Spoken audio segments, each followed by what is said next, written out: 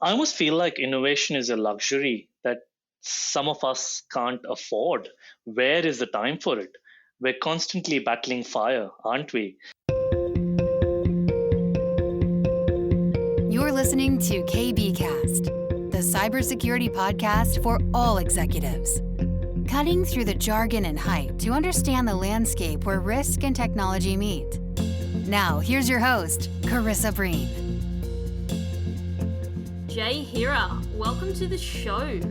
I'm really excited to have you here today, and I just want to let everyone know that Jay and I actually used to work together I don't even know, like 7-8 years ago or something crazy. We worked in the bank together, and I want to apologize firstly to Jay because he used to sit right behind me, and where my desk was located, it was near the kitchen. So everyone used to stroll on by, I'd have a chat, I'd say hello. And so I think over time, that's probably disruptive to your work. So I want to apologize for that all these years later. But Jay has continued to be a professional friend, but also a personal friend of mine. So I'm really keen to have you on the show today, Jay. So how are you? I am very well. Thank you, Carissa. And thank you for having me on this platform. I'm so excited that we're sharing this platform together, and I'm going to share my views or my thoughts around security innovation. So I'm really excited, mate. Oh, well, I'm glad. I know that, doing podcasts isn't always an easy thing to do, right? And I have had so many amazing guests in the past. And today's topic is going to be around security innovation. And I'm keen to get into that because I've got some thoughts myself, and I'm keen to get yours. But before we do that, we always like to start our podcast off with talking about you and your journey. And I think the other day when I spoke to you, I listed off so many different roles and companies that you've worked with. So you definitely have sort of a very long history into security. And I think that's what's really going to carry this conversation forward on the innovation side of it, because you've seen things from all sides of the coin. So please, Jay, what has been your experience from where you started to where you are today? Thank you for that, Carissa. So, my journey as an individual can be summarized into three simple phases that I'd say, starting from being an average student. Um, to a point in my life where I understood really the importance of personal goals and motivation. And finally, reflections as an old man that I am today on how collaboration and teamwork are the secret sauce for happiness and success. That's the skeleton of my journey. Now, let me just add some more meat to it so that you understand or get some more context around it. Now, growing up as a teen, my fascination for computers came from most of my summer school holidays, where I'd spent the time at my uncle's computer hardware store. This is where I learned how to assemble desktops. That's actually how I began, and where he passionately shared his Microsoft Office skills with me. Not that I picked it up from him, but he did. I was always an average student through my schooling, and somehow degraded to below average from average at the time when it really mattered in high school. Now, just for context again, in India, your high school grades determine what you can and what you can't choose as major subjects at university. So, the turning point in my life came when I was denied computer science as a major subject that I was really passionate about. That helped me realize that I really need to be in a driver's seat of my own career and of my own life, and I cannot really afford my circumstances to influence my life choices and my career decisions. Now, motivated to change my situation, I studied hard and topped at the university and was offered a switch to computer science. And of course, I did take that switch. Since that point in my life, I've almost cherry picked every role. Like you said, I've been all over the place in terms of moving from attack to defense to strategy, a lot of different disciplines within cybersecurity. But one clear goal that I always had through each of my role or each of my job has been to learn something new. Now, let's fast forward to 2020, a very different time where we all had to adapt to almost a new way of living and working. This extra personal time that we all got, and you know, how you and me were discussing about this extra time that we've had has made people uncomfortable because you tend to not know exactly where do I focus my or channelize my energy on. But for me, I think this has helped me to reflect on my journey so far, and has made me realize that the most fulfilling experiences on my journey haven't been those where I was very successful as an independent contributor, but those where I was collaborating in larger teams to solve problems, irrespective of whatever the outcome was, whether we were successful as a group or unsuccessful as a group. It didn't matter at the end. Now, let me pause and ask you this. Like you started out by saying that we both worked together at a bank. Would you agree that as soon as you think of a past employer that you worked at in the past, the first couple of things that come to mind are the people that we've worked with and the learnings that we have had in the role? Oh, without a doubt. I mean, I'm still friends with people that I work with 10 years back plus. So for me, that's what I remember. And I remember, like I said before, just sitting there at my desk. And I think I even got moved from that desk because I think my manager was worried that people were distracting me. But for me, it's really about, you mentioned before, like collaboration in the team. And that's what I remember about working in these sort of organizations, the people that were around me that make a bit of a bad day seem a lot better because you'd laugh about it or you'd sort of work as a team and pull together then as a team. So I think your comment around collaboration is really, really important. And those are the things that I remember. Probably less so like the work specifically. Like, yes, I do think of it. But of course, I think of the people and the people who made me who I am today in terms of their support and their professional advice. So true. And those times actually you're being around my desk, and your positivity, your enthusiasm, your determination, your willpower to achieve what you really wanted to was the highlight of my experience at the bank, because it was rare to come across someone who was so head bent on, again, like I said, in my journey the turning point was around deciding that I need to take control of my life. And I saw the same thing in you when we were at the bank together. Oh, well, I really appreciate that. And I think that without that experience, I don't think I'd be doing what I'm doing today. Probably not. I just got that taste of security. I was always interested in it. And I actually I remember turning around and I looked at your screen and I was like, what are you doing? And you're like, oh, I've got to follow people up for like PCI compliance. And I was like, wow, like I could not do that job. So my hat's off to you. You had that patience that I definitely don't have. I think you're being too kind, mate. I think we all are on, uh, we are all on our own journeys, and we all learn and evolve through it. I recognized what you had, and how uh, you could turn that into success, which you have, and I'm so proud of you as a friend, mate. So I look up to you all of the time, and you were the reason why I started focusing more on my storytelling, getting some coaching around my public speaking ability, because I felt like that was essential. I can no longer be just a nerd and work in a dungeon. I have to collaborate with people, and I have to get the message out. At times, drive a point through a story. Well, I really appreciate that. And I hope that podcasts like these inspire other people out there listening. And one of the things that you sort of said was collaboration. And I want to sort of dig into that. And you spoke about like being in the driver's seat. Would you say a lot of these characteristics are the backbone for potentially building security innovation? Because I asked that number one, that's today's topic. But then number two, everyone just talks about innovation, innovation, innovation. But then, like, what does that mean, though, specifically? Absolutely. So, in my head, like you rightly pointed out, collaboration is the biggest key. Now, think of it this way. We often look at so security as an ecosystem itself has two key components, right? There is the attack component and there's a defense component. Cybercrime, if you look at it over a period of last decade, has evolved so much.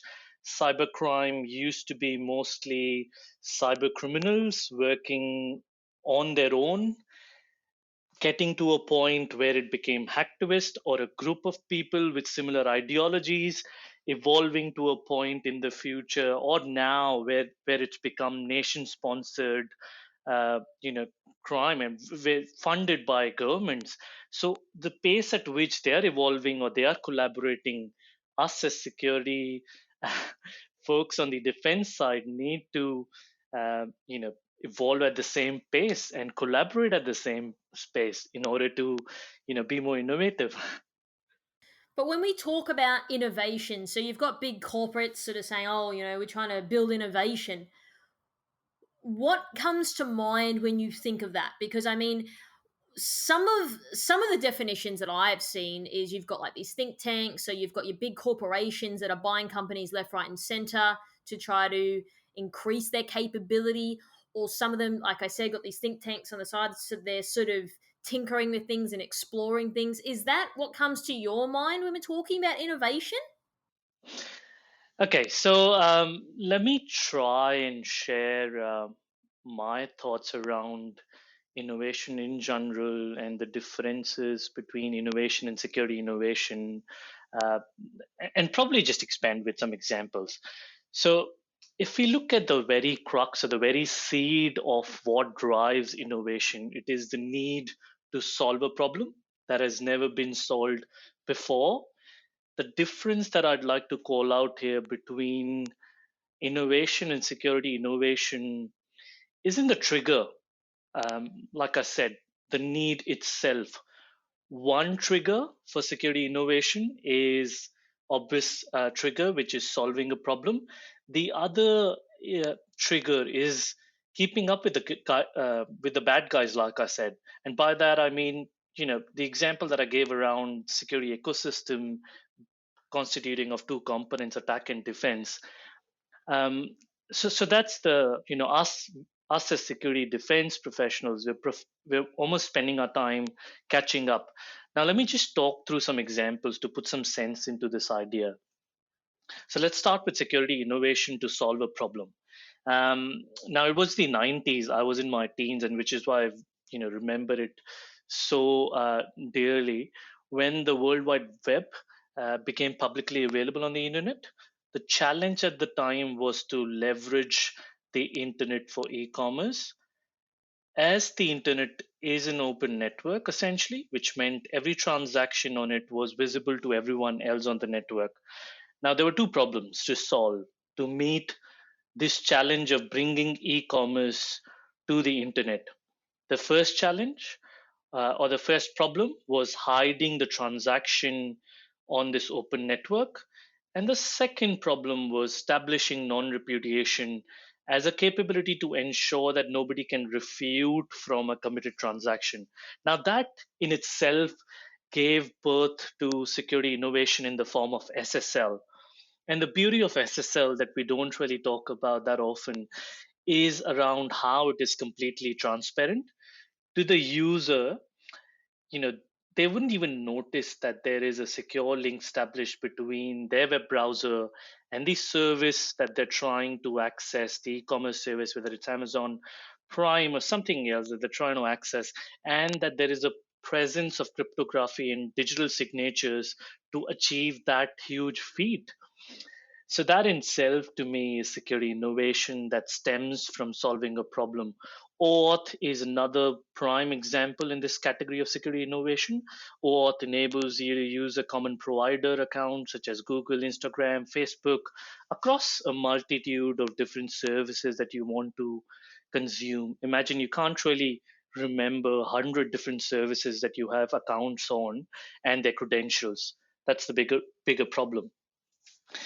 Now let's take an example of security innovation where defense is playing catch up with attackers. The example that we described briefly earlier. Risk-based authentication, in my view, is a prime example again, and it's very relevant in the times that we're living in today. This current pandemic has actually boosted the opportunity for online scams and phishing attacks. I read some astonishing stats the other day from Google that over 2 million phishing websites were detected in just 2020. Now, risk-based authentication provides that ideal balance between security and usability, because every time a user is trying to log on to a service that they're trying to get onto, they don't necessarily have to step up and provide multi-factor authentication or two-factor authentication. It's only when their risk profile has changed, their location has changed, or maybe their IP address has changed, or maybe they're trying to access a resource which has higher sensitivity level than something that usually that they've accessed. So I think that to me is security innovation that stems from the defense playing catch up with attacker. We could talk about another example of DDoS protection, but you get my point, right? And to summarize or bring it home, we're surrounded by security innovation, and the best security innovation is the one that is transparent to the users. Um, do you agree with that, Carissa? I do. I definitely get your point. One of the things that keeps coming up for me when you're speaking, and sort of what's going in my head, is you spoke about solving a problem. One of the things that I've seen is people just like to build stuff and then find a problem. Whereas I think probably a better way, and correct me if I'm wrong, would be that there's a problem. Hey, let's go and solve that problem, because I think a lot of people like to just develop stuff because they're tech people and they enjoy it, and then they're like, well, now I'm trying to find that problem. That problem may exist or it may not exist. And then I think potentially as a byproduct of that, we just generate more noise. Absolutely. So I agree with you. And um, if I was to, in my head, think about life cycle of an innovation and where the approach of um, solving a problem that hasn't even existed, or there's not even an audience or a customer for a product, is like, uh, uptake is an important phase in the security innovation. So there's introduction, wherein you have a concept, you've worked on a concept, you're introducing the concept.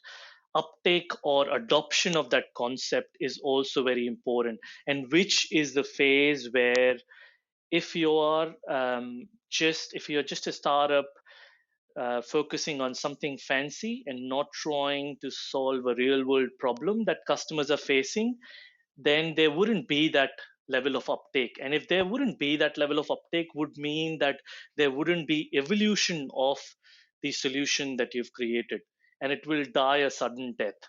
So so I think that is the very reason which, and I agree with your point around how you need to almost solve a problem, a customer problem that exists, rather than just do something which probably doesn't even address the market that you're trying to target. So, from your experience, you spoke around people just trying to be fancy. What percentage would you say are people just trying to be fancy versus people solving real world problems here? um, well, great question. I'd have to take a stab at it. I don't even know what the stats are going to be, but I almost feel like 60% of people, or it's tipping more towards people trying to solve problems that are not relevant. And I'll give you an But but example. but but why is that? Just to, sorry to interject that. I wanted to hold on that point, but why are people doing that? That's what I really want to get to the crux of here, because then that achieves nothing. Then And I agree. I think it is understanding of what are the real problems. And I'll give you a very, very weird example for this, but you will be able to get the point that I'm trying to make through it. Talk about electrical vehicles, right? Everyone in Australia is forcing the government to come up with a policy or to have some sort of a subsidy for electrical vehicles. Do you agree with that? well, I've spoken to someone recently about, well, more about on the automated vehicle side of things. So that's going to be what's going to happen in the future. So the point that I was trying to make again was that there's a lot of pressure on the current federal government on subsidy for electrical vehicles, and investment in the infrastructure that supports these electrical vehicles to travel long distance from one state to the other, right? But the problem why it's not so successful in Australia, in my head, is more around what's the real benefit of electrical vehicles. You're trying to generate um, or fuel the car leveraging electricity, correct? And the electricity that gets generated in Australia, or a large proportion of the electricity that gets generated in Australia, is from coal. Now, if coal itself is a non-renewable source of energy, which is very similar to fossil fuels, which is your petrol and diesel. So you might be driving your fancy EV and proud that you're making a difference to the environment, um, but where is the fuel eventually for it coming from? So that's the trick. I think that everyone's trying to, the analysis of a problem itself at sometimes needs to be discussed, and everyone is going to have a different point of view here, KB, and which is where there needs to be more collaboration with diverse mindsets in order to solve problems. Yeah, I definitely agree with that. I think this is the thing that's interesting. I feel in Australia we have a lot less collaboration than perhaps other parts of the world. Now, I want to explore why that is. Why do you think that is? Why there's less collaboration? I think it needs to stem from, or there needs to be a beginning from the policymakers or from the government. I almost feel like there needs to be something that drives people to collaborate and solve a problem, and which is where, the example that I was sharing previously around collaboration between the attackers and how they've amped up their capability, and us almost as good guys playing the catch up because of lack of collaboration. So we're trying to solve problems. If you look at the basic problems that we have within cybersecurity, as simple as cyber hygiene, patching, vulnerability management, and we're all trying to solve these problems in our own castles within our own organizations. Are we really collaborating within the industry? Are we actually collaborating um, outside of the industry and within different diverse sort of industries? Are we collaborating with the public sector? Is there collaboration between private and public sector? Is there collaboration? Is there funding from the government on this? And I guess that, to me, is the reason for the lack of collaboration. I agree. I think I've spoken about this before, likely on this podcast, but to people in general. I still don't understand why that's the case. I mean, I sometimes really get a sense that maybe people are intimidated that perhaps, well, if I start talking about what I'm doing, my competitor's going to steal my ideas. Do you think there's a bit of that in there? Could be. I don't think that necessarily is a big problem as such. Um, I almost feel like that's the phase two problem. The phase one problem is solving the right problems. And the phase two problem is essentially how to protect your own IP and make sure that you're not, the same idea isn't stolen and someone else is trying to do the same. But that is going to happen, right? When the DDoS protection products came out, there was one specific vendor, I don't want to point them out, that were leading the race. But then there's similar DDoS protection products now available across industry, and that competition actually is good, right? Because industry would want options between the two, or three, or four, or however many products that exist around DDoS protection. The way I look at it is if you're sort of the only company doing that for so long, maybe it's not needed. So when there is other competitors popping up, it's not a bad thing. But I can understand why people get antsy about that. So you said, are we solving the right problem? So if someone's sitting there listening, going, well, how does that internal dialogue go? Like, what's sort of the frame of mind you need to be in if you're in this position or you're something that you think about a lot of the time? How would you sort of start that conversation with yourself and then permeate that through to industry? What does that look like from your point of view? Um, okay, that's a really great question. I almost feel like innovation is a luxury that some of us can't afford. Where is the time for it? We're constantly battling fire, aren't we? Now, let me pause and think about the question again. And there's a particular feature that Google launched that comes to mind. I don't know if you know this one. This is called "Did you mean this?" As soon as you start typing on the search box on Google, it provides you with alternative suggestions, especially Hmm. if you've misspelled something. Now, this feature and the algorithm that enables it is another great example of innovation. The interesting bit here is the legend behind this algorithm. Um, Developed this project in his 20%. You know how Google has this concept of 80% and 20%? Hmm. 20% of your time you're investing in your passion projects that you feel at some point in the project's life cycle will benefit Google. The point that I'm trying to make here is that innovation wouldn't necessarily come from status update meetings, targets, or deadlines. Innovation needs to be embedded in every fiber of the DNA of organizations or cultures. It is also a virtue that you need to have in yourself.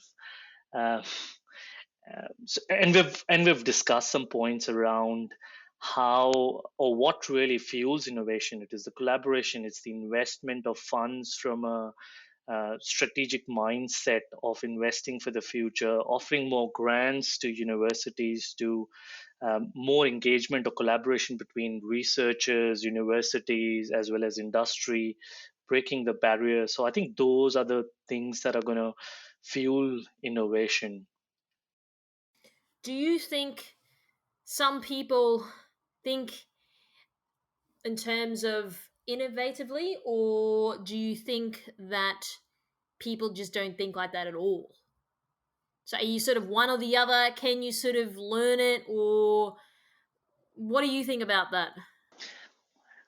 So like the point that I was trying to make earlier was more like each one of us has to be able to get through what we need to in our jobs and have some extra time at hand and obviously passion in us to make sure that we're doing things differently. If you keep on doing the same things over and over again, you're not going to solve bigger problems. And that's where, if we constantly keep battling fire, where are we going to find the time to innovate or do things differently? So that is the crux. It's almost on employers, I feel, or culture of organization, where you need to give people enough freedom and empower them with enough tools and technologies for them to then think about solving real world problems rather than just getting their head down and achieving their targets or the project milestones or timelines. But here's the thing that gets interesting, right? So I feel in terms of my career, I've left jobs because I wasn't allowed to think freely or at liberty of thinking what I wanted to. This is what you're doing. Don't sort of color outside the line. So I kind of feel there's companies out there saying we're building innovation, we're doing this for PR purposes to sort of create this illusion that they're doing it. And maybe they are doing it. But then you got people in organizations that you're just being told to do the thing and nothing but the thing. Because I have felt like that in multiple roles.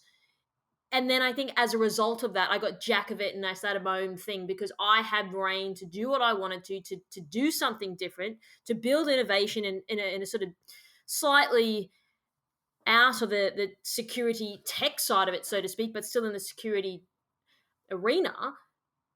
How do people manage that? And I don't think I'm the only one here that thinks they've been in this position. I know a fair few people that are sitting in a company and they are not allowed to think with an innovation hat on, but their company sort of gloats around the industry that they are. That's the part that gets me the most. So I hear you and I understand the point that you're trying to make. My opinion on this is a bit conflicted.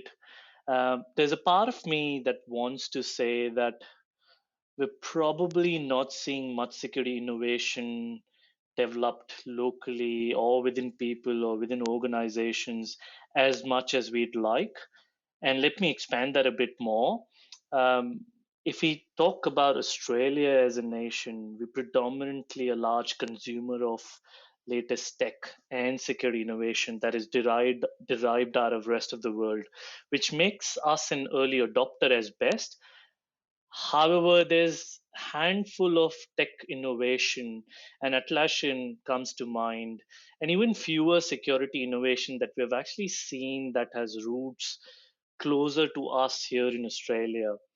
And like I said, I feel conflicted on this question itself because there's a part of me that has that positive Australian spirit that wants to recognize Australia for two major reasons.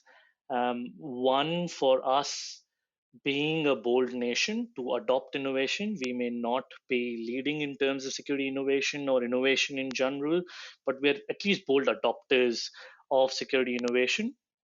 And two, for sowing the seeds for security innovation in the more recent times, uh, to set ourselves up for success in the future.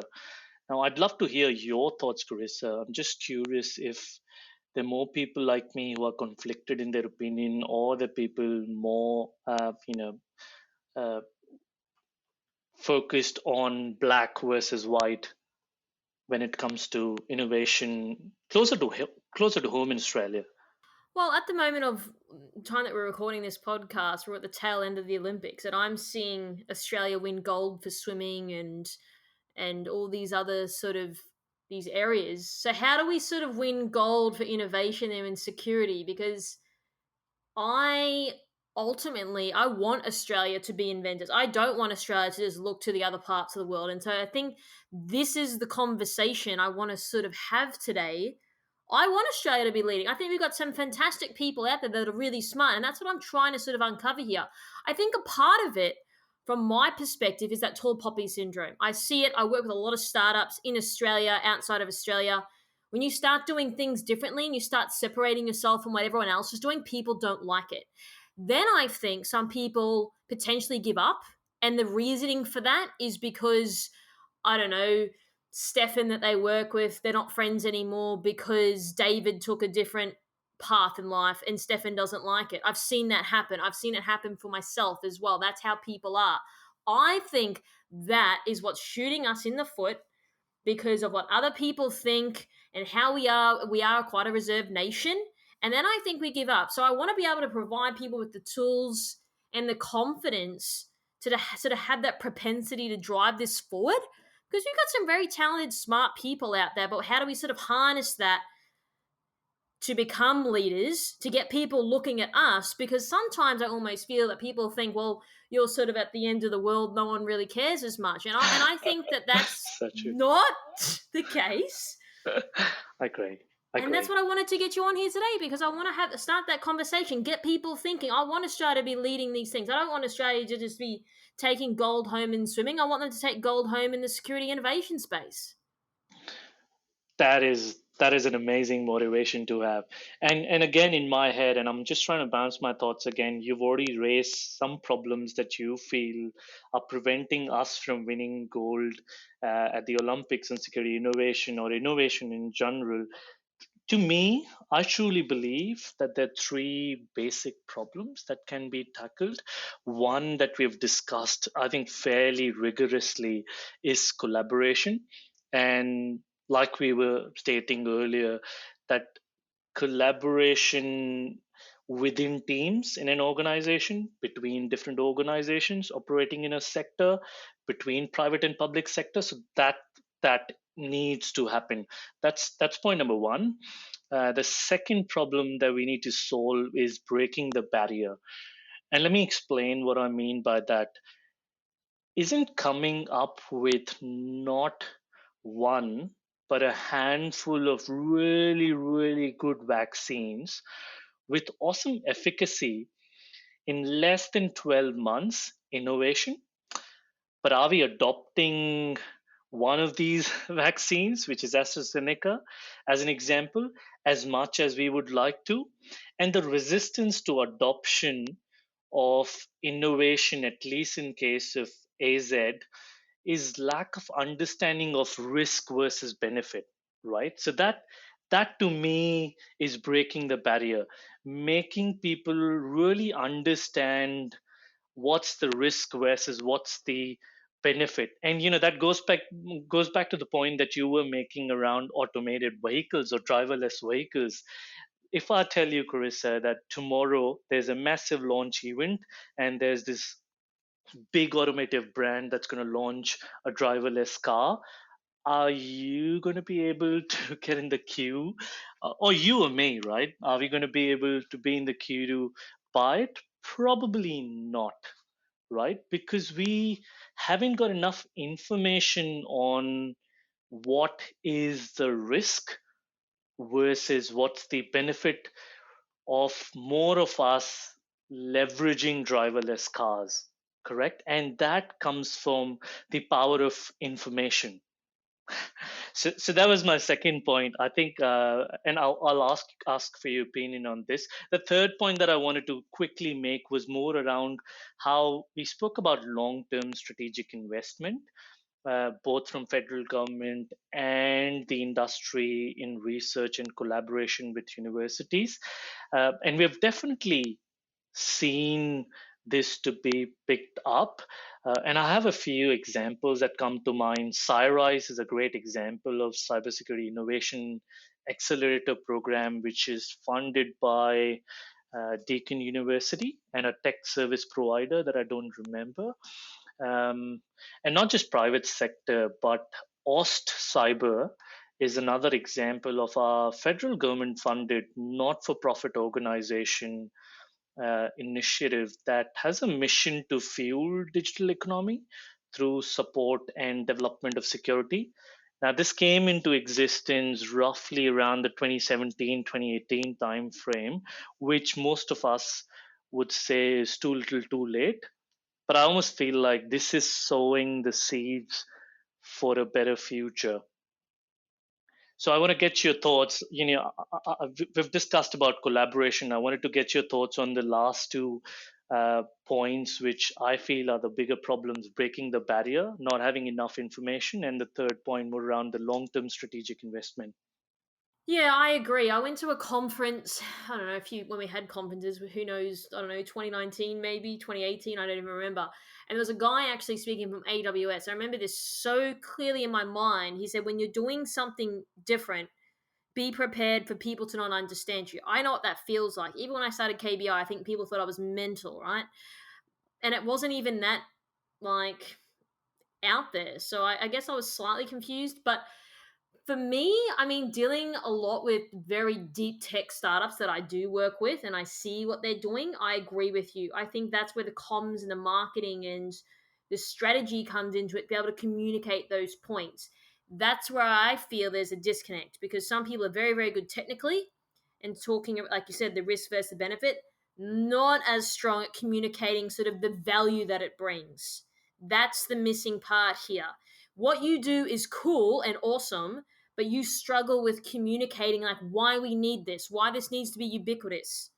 And so I think a little bit more sort of maturity around that would help. And it's that analogy, that forest in the trees. When you're so far in it, you can't see anything else. And to you that's developed this thing for like 10 years, for example, of course it's going to be easy for you to understand, but if you put it in front of someone else, they're like, what? This thing's out there. And so that's the key to breaking the barrier. I think persistence. You've got to have a level of tenacity. People are going to tell you no, they don't get it. But anyone doing anything that's different is going to take some time. So you need to have patience. It's something I've had to learn. I still sort of borderline not having patience. It's only because I want to take things forward. So I think that's a key. And then I think in terms of like the industry stuff, I'm a big believer in if you say you need to do as you say. I want to see it in the black and white. I just don't want people to sort of do a lot of talking and not a lot of walking. That's what I want to see. And I think if we back it up with actions, I feel that's how we're going to get the outcome that we're talking about today. Absolutely, that's spot on. And I completely relate to this communication and strategy example that you brought up in terms of, it's a mix up in terms of clear messaging. Look at the AstraZeneca rollout that we've had here in Australia, and there's no clear communication around what is the risk. Who is talking about whether it's 1 in 10 or whether it's 1 in 200,000? Because that changes the risk versus benefit, right? Why aren't we talking? Why aren't we actually sharing this with people? Because this is information which will empower people to take the right decisions, right? so I completely agree with your point, is, and probably if we had a couple of more minutes, I'd want to, how I started out talking about stages of innovation in my head, but I lost track. Um, I've had time now to think about what are those four stages of innovation, which are very similar to a product life cycle stages. So to me, those four stages are introduction, adoption, evolution, and the fourth stage depends on the evolution and maturity. If there is enough of evolution and maturity, that would lead to greater adoption. And if there isn't enough evolution and maturity, that would lead to decline in the use of this innovation. An evolution of security innovation itself stems from adoption. If there isn't that uptake of security innovation, it is likely to take long period to evolve and mature. That is the reason why I feel uh, we we should be proud that we're such a bold nation to adopt security innovation, which in a way fuels its maturity. I like that you touched on evolution because I think, I mean, it's like anything, right? Like there's something that comes out and it's awesome and it's on fire, and then there's the decline. And so I think the only way to consistently stay relevant in any market, not just in security, is to evolve by by getting qualitative, quantitative feedback, releasing new features.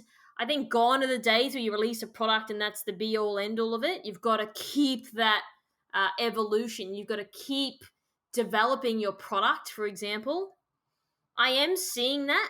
I do feel people are relying back on, while we've been around for so long. I think that's fading though. I think people are over that because what I know for sure, companies can go to a startup that can do something a tenth of the price as some of your bigger players. Your bigger players, depending on who they are developing, like I said, think tanks and all these buying companies left, right, and center. They are trying to do that. They're aware of that. But this is where it gets interesting. I think that it's going to be an equal playing field. Startup, big boy, does not matter. I think that it's going to really be battle of who can do it the best, the quickest, and likely the cheapest.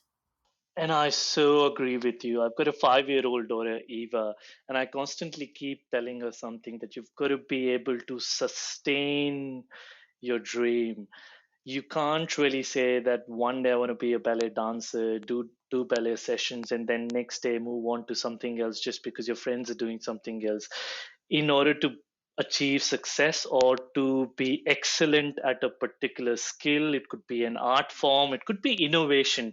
You've got to constantly keep working on yourself, on improving the product or innovation that you're focusing on. And that goes back to the point that you were making, KB, that it's a level playing field now between the big boys and the startups. It's more about who is consistent in terms of getting out there and actually constantly evolving the maturity of their product. And so one of the things that I'm hearing that you're saying is, I like your example, like ballet dancer one day, and next thing you want to be something else. So you have to stay the course, right? And anything. Do you think that I love this word, sustainability. Absolutely.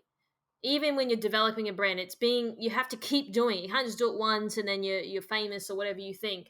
But do you believe that people will feel fatigued after a while because you've constantly got to be like doing stuff, innovating and thinking and collaborating? And do you think people, well, the bottom cohort of people will just sort of drop off and your strong players will keep sort of leading the way?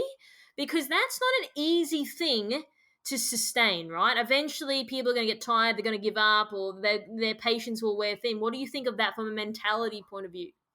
It's all about um, you know constant passion and perseverance, or the term that they use, which is grit. You've got to constantly work hard towards your long term goal, and I completely agree with you. If you don't constantly keep fueling your desire to better yourself or to improve your product, then you're likely to die the sudden death that SSL did, right? SSL is deprecated now. Nobody talks about SSL anymore, and which is why I thought it would be an interesting innovation to talk about today. Absolutely, and that's what I was trying to sort of get at before. That lifespan of how quickly a company sort of survives is getting shorter and shorter because something else pops up. And like some of the conversations I'm having with some of these guys out there, it's like, oh, that thing you spoke about, oh, that's dead. We're starting something else now. I'm just like, it's mental, and I'm in this, doing this day in day out. So I could even understand sort of the complexity around how other people don't quite understand. Like we were talking about something, then that's dead, now it's the next thing. Like it's tiring. You just bought a product and then all of a sudden, oh no, there's something else that's come out, it beats that. So how do you even think, like from a customer side, people even keep up with this stuff? See, that's the problem that you brought up is something that I'd noticed at one of my employers that I worked at, where every time they came across a problem, in order to solve a problem, they bought a product or a tool to solve the problem. And then it so happened that they were like, um, number of these products not talking to each other, solving smaller problems, no collaboration. Some of these products matured and evolved. Some of these products, obviously, because of lack of uptake, died the sudden death. So I don't think I have a solution to the problem, but I almost understand and relate to to what you're trying to bring out here. Do you think that problem will just increase now because there's like thousands of companies getting sort of bought out, or they're created every day, or they're being incubated, or like is it just going to get worse? Is it going to get to a point where you buy a product and all of a sudden like you've got five more competitors out that are better, or what's going to be the reality of the landscape? I think the reality is going to be that there will be innovation, but there will be mergers and acquisitions and takeovers, and like we're seeing today, right?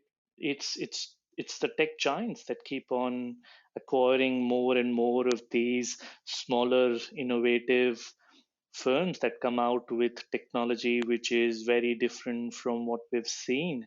Now, whether they continue to fuel that innovation after the acquisition is a question that you and me know the answer to, right? So would you say that a bigger player is buying left, right, and center because to own the monopoly because they know that they can and they know this is how they win, or do you think they're that aware of it, or do you think that there's some other ulterior motive there? Like what do you think their thoughts are? Unfortunately, that's the current state, right? There's a handful of tech firms or tech giants, and they are the ones that continue to keep acquiring these innovative products that are that we're seeing coming up. And uh, look, to be fair, I wouldn't even know what is their clear strategy behind this, but I feel for the need for evolution of a lot of these smaller products. For example, water filters. Who talks about water filter as an innovative product, right? So And that's the beauty of innovation. It needs to be completely transparent to the user of the product, and we've got to constantly make sure that that evolution continues. And for that evolution, you've got to stay on track and do things on your own rather than getting acquired. So, do you believe? So, off the back of that point, would you say that these are the ingredients for people to succeed and be sustainable? And then the other point would be, if they're not doing that, like what's going to happen to them in the end? Yeah, so I think we discussed the key points around what is really essential in order to continue to develop innovation, and those elements, like we described, were more around collaboration and breaking the barrier and long-term investment. I think those are the key elements that I want to just leave our listeners of the podcast with. Yeah, absolutely. I think that it'll be interesting to see sort of what happens now in the future, because we're seeing more of these M&A and more acquisitions happening or more takeovers. And so let's just see what happens. And I think that perhaps maybe in a few months or in a year time we'll get you back to sort of see like where are we from like a year on from now. It'd be really cool to sort of look back retrospectively and say like what have we learned, what's happened in the market, who's moved the needle. So maybe that would be a good interview. I'd love to be back every time I get an opportunity, Chris. Awesome. Yeah, well, it was so awesome to speak to you today, Jay. And I think that these are real questions that people think about, that I think about, and we wanted to give answers and just start a discussion, get people thinking about this. So I really appreciate your time as always. But Jay, lastly, if people perhaps have a question that I didn't ask you today, even though I asked you so many, how can they go about getting in contact with you? I'd say LinkedIn is the best source. I am unfortunately not on any other social media, and which is where I'd recommend them to get in touch with me via LinkedIn. My first name's Jai, my last name's Hira, and more than happy to And Jay Hira is the best. and more than happy to help with anything that I could. And I guess it was really, really great listening to you, and us discussing these questions in a way will lead to different thoughts in different might trigger more people to get out there and think about security innovation. Absolutely, I hope so. And that's definitely a big reason why we do this podcast. So, Jay, really appreciate your time as always, and I can't wait to get you back. Thank you, KB. Like I said, would love to come back again. Thanks for tuning in. We hope that you found today's episode useful and you took away a few key points. Don't forget to subscribe to our podcast to get our latest episodes. If you'd like to find out how KBI can help grow your cyber business, then please head over to kbi.digital. This podcast was brought to you by KBI.media, the voice of cyber.